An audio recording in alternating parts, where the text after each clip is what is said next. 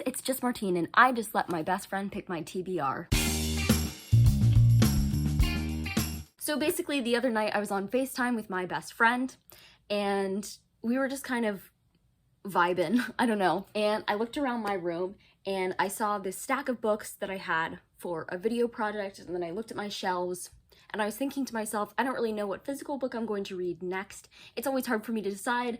I'm interested in pretty much all of the books that I have on my shelf. That's why they're on my shelf. So it's always a challenge to pick, and I don't want to hurt their feelings by picking one book over another. So I was like, hey, best friend, do you want to pick my next book? So my best friend picked out my next 2 books.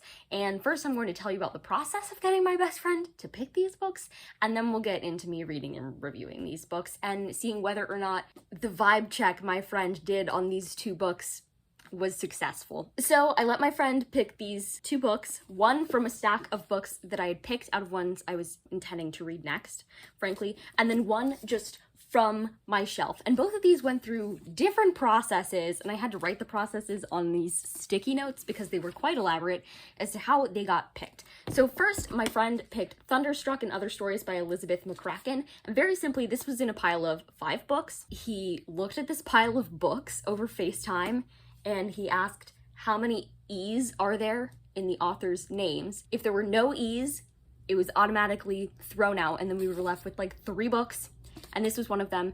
And then out of those 3 books, he picked this one because the author's name had the most E's out of all of them. So Elizabeth McCracken won. This is a short story collection, which I've actually been pretty excited to read recently, and it was definitely one that I wanted to read very soon. So this should be nice going into the month of June, just being able to read a little every day. And I think it's so pretty. And believe it or not, which you should believe because it's the case for most of the books on my shelves, I got it at the Dollar Tree. So nice one first pick, best friend, good job. Second pick, I showed my best friend my bookshelf. It's right there.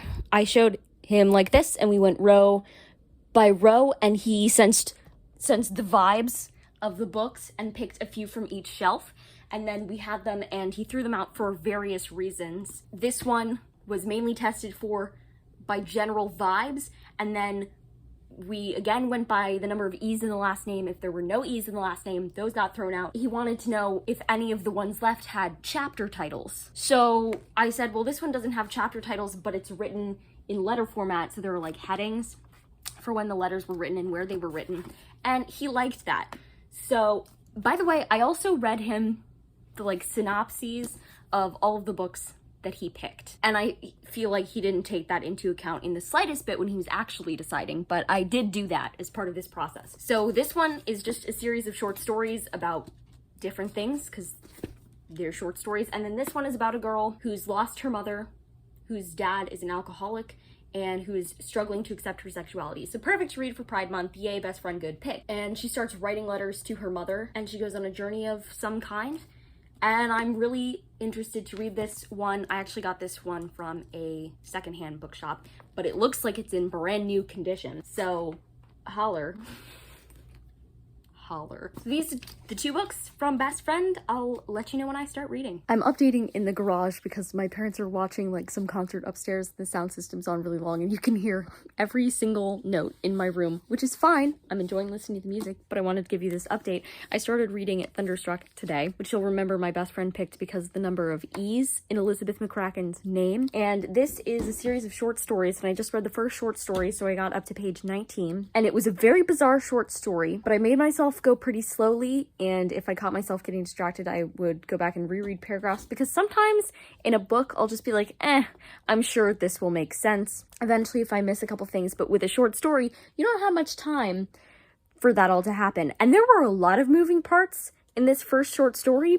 To put it simply, it was about a ghost, but it was about a whole lot more than that too. It was intriguing, and it did the job of every great short story, which is that it made me want more, not in a way where it felt incomplete, but where, did I just pronounce it incomplete? Not in a way where it's incomplete, but just in a way where you're like, that was a great concept, I would have read more of that. That means I'm a little under 10% of the way through the book, so hopefully this is going to be a good, fast read. So far, So good, best friend. I finished the second story in this. I think there are 9 in total. And yes, I'm going to give you a review for each one. And I really, really enjoyed this one, especially how it wrapped up. Like, the first one, I almost feel like it didn't come back around or something. Like, it went somewhere. But it's hard to say that it went back in that way that sometimes short stories do. And this one really went back. And it was way easier to see how... Sorry about that. How every decision that the writer made was like very purposeful in the way she built the characters. And more than anything, the characters so far in these stories are just really interesting and well done. So I like that, thanks to the cicadas screaming in the background. But now I'm like 20% of the way through and it's still going really well. I'm just a few pages away from the end of this next story, but this quote really got me. She said, "Here's what I want to tell you. I knew something was ending and I was grateful and I missed it." And that captures a feeling I think many people know. I was grateful and I missed it. Just finished the third story, and I think I'm going to have the same exact reaction after I finish every story. I'm going to think, that was it. That was the weirdest one in the collection. And then I'll be wrong, but I love it. I love the weirdness. The characters are great. Surely there is happiness somewhere in the world, and God will forgive you if for a moment you labor under the common misconception that happiness is created when two unhappy people collide and one of them makes the other unhappier. It's steam, it's energy, it works. You feel something rise in you, but it doesn't last. Love that. I just read this story, Juliet, which was about a library and its patrons and the people that work there. And that sounds like it would be about nothing, but it was actually about like grief and how people who are hurting hurt other people and how everybody does bad things. And it was just so good. I'm loving this book. Oof. I finally read the first story that I really didn't understand in Thunderstruck, and it was the 5th story, and I'm not sure if I wasn't paying enough attention or something, but it was about birds and people, and there was a conflict with their son, and I promise it was even more confusing than that. And it was definitely my least favorite story so far, but also I think the longest. So I only have 3 stories left. The one I just read was weird, like they've all been, but each of them is weird for different reasons. And it wasn't my favorite story that I just read, but it also wasn't my least favorite. So cicadas are screaming. I just finished the 3rd to last story. It's called The Lost and Found Department of Greater Boston, and the whole story is just as great as that title is. I don't know how to describe it except that it's about a missing person and trigger warnings for child abuse and neglect, but like, so far that is definitively my favorite one in the collection. But The Lost and Found Department of Greater Boston, worth the read of this entire book, but you can probably find the short story elsewhere. In fact, that short story, was it published in Zoetrope All Story or Zoetrope? So you might be able to find it online, but great story. I just read the last 2 stories in Thunderstruck. Overall, I think I'm going to give the book 4.5 stars. A really solid collection. Only one that I like actively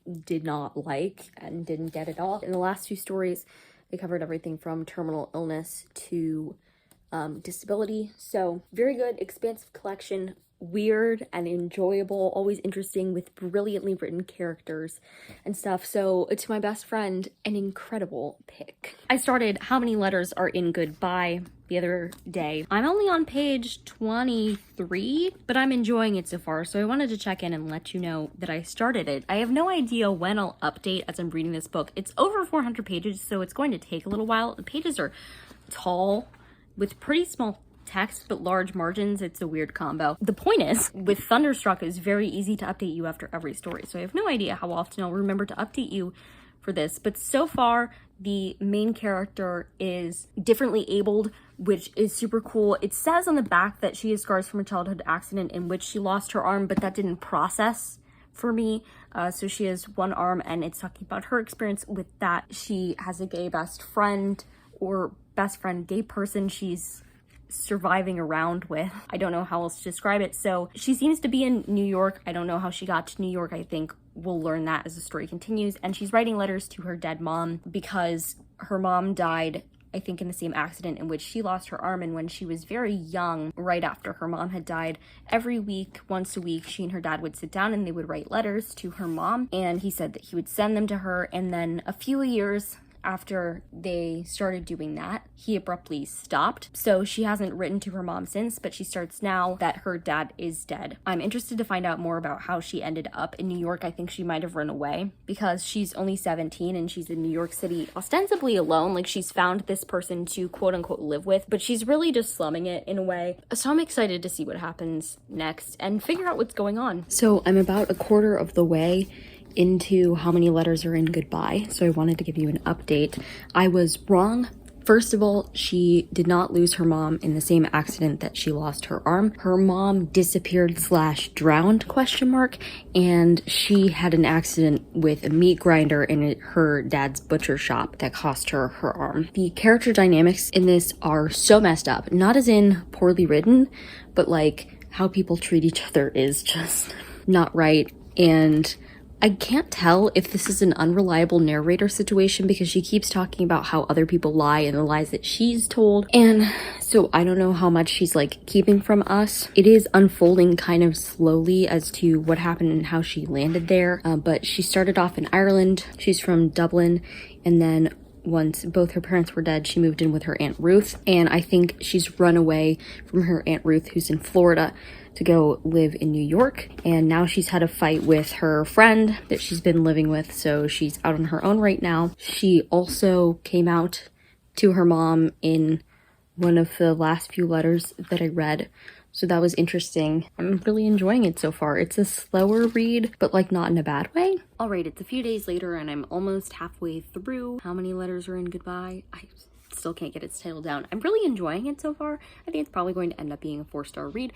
We've gotten more into the issue of her questioning her sexuality, which is pretty interesting. And we've also gotten to the meat and potatoes of why maybe she's run away. And that's been really interesting. And I'm not going to spoil it because unraveling it was like top notch. Because the character knows the whole time, but she's telling her mom, who's dead, in bits and pieces in these letters. So it's really interesting to see it all come together. It is, frankly, quite a long book. For what it is, it's more slower paced. So you have to know that going in, but I anticipated that. Like, I was able to hold it in my hands and see, you know, it's over 400 pages. It's a contemporary book. I know it's probably going to be longer. I'm enjoying it so far, and I'm interested to see how the character gets back on her feet. Right now, her aunt is looking for her. I'll let you know when I read some more. I just read this one part and it got to me. It says, "I wish things didn't change so fast, Mom. People, I mean. I wish things stayed the same sometimes, even for a while, but they never do. Just when you think you know where you are with someone, it all turns upside down a second later, and there's nothing you can ever do about it. Not one single thing at all." That hurts my heart. I had another passage I wanted to share with you. It's near the very end. It doesn't contain spoilers. So she says, "I think that to heal, you have to be prepared to feel it all, good and bad. Some people don't want to heal. They just want to feel better. Usually, with some kind of trauma, the bad feelings come up first, and some people get scared and stop there, go back to doing what they were doing before, to numb out again. But if you stick out the bad feelings, you make room for the good ones too. You feel everything. That's healing." And they put an emphasis on the fact that dark feelings can be intense, but that it's easier to increase the light rather than shrinking the darkness. And I love that. I just finished How Many Letters Are in Goodbye. And this is a hard one for me. I think I'm giving it 5 stars. It was a very long, twisty journey. I liked the letter format. It was right for this. I liked the fact that we didn't get answers all at once. I loved the people that eventually entered into the main character's life and helped her to grow and heal and were patient with her in spite of the fact that she was a really difficult person.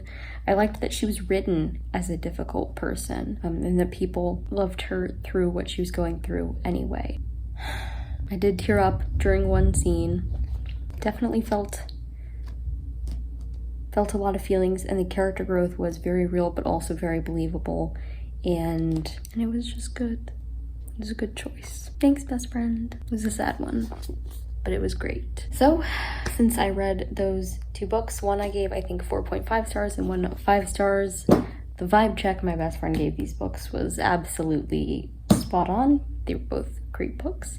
If you like this video, go ahead and give it a big thumbs up and comment down below, would you ever let your best friend pick your TBR? And subscribe for more reading, writing, and college lifestyle content. And until next time, bye humans, bye!